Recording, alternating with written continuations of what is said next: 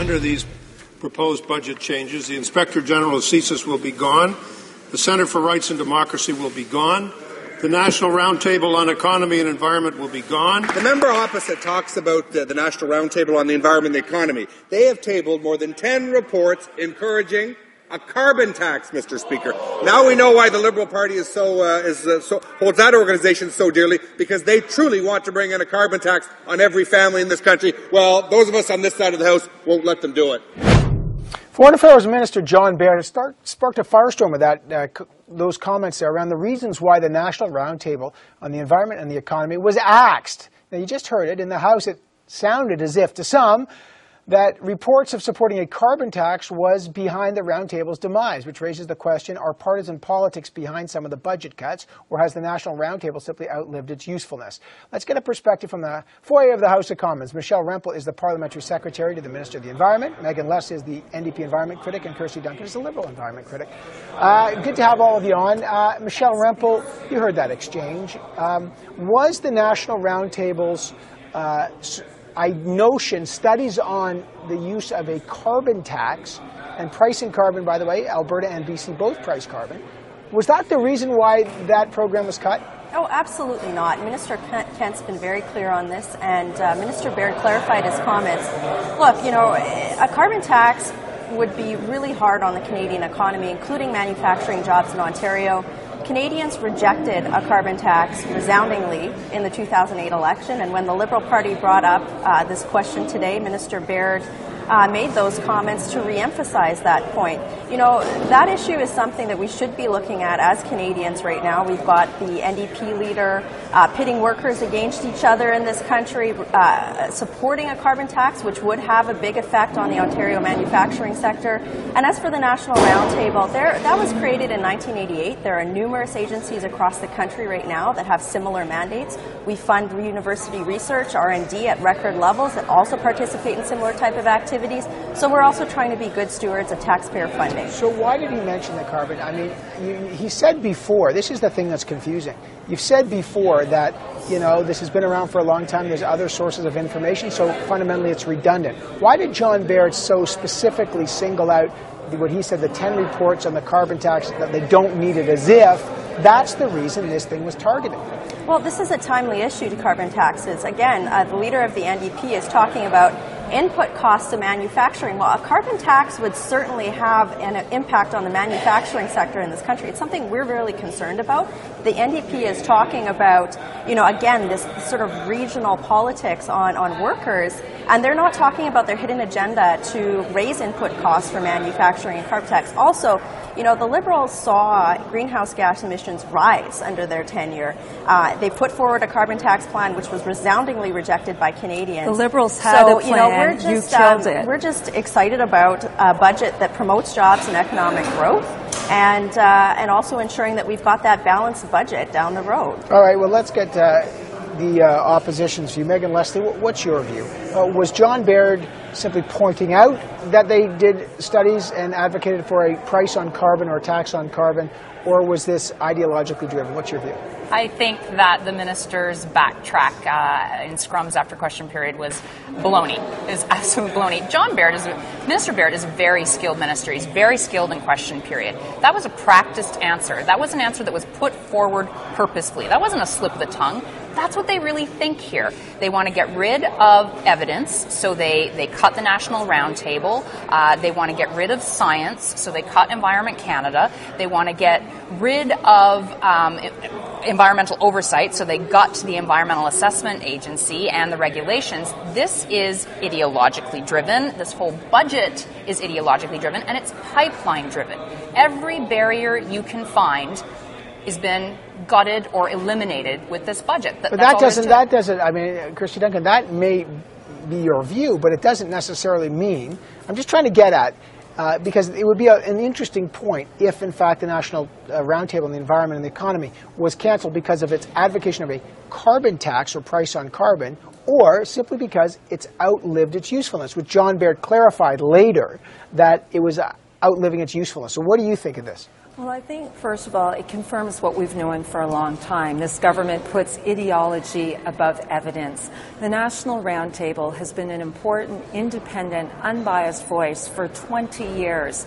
They issue economic, evidence-based reports. And our Governor General was one of its founding chairs. This is about ideology. And sorry. But, yeah. Sorry. This isn't about ideology. It's about ideology over evidence. And actually, the Minister, Kent, was not clear. I asked him twice in the House of Commons who would take over. Hold on. Michelle Rumpel, I'll get to you in a minute. Christy Duncan, just finish your thought there, if you would. Yes, thank you. Actually, I asked Minister Kent twice in the House if this had really, he was saying this is past its usefulness. I asked him twice in the House on 2 separate days, name the organizations that could take over. And he couldn't name one. It's Wikipedia.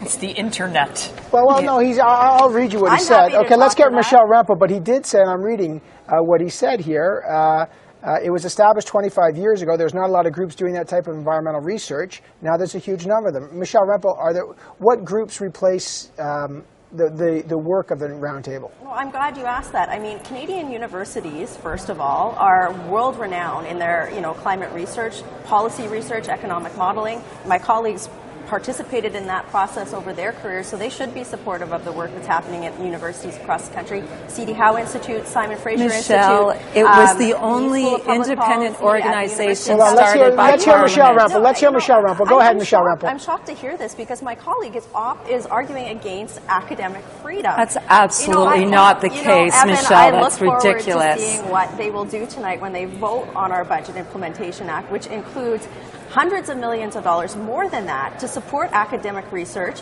where you have freedom of publications across this country at record levels.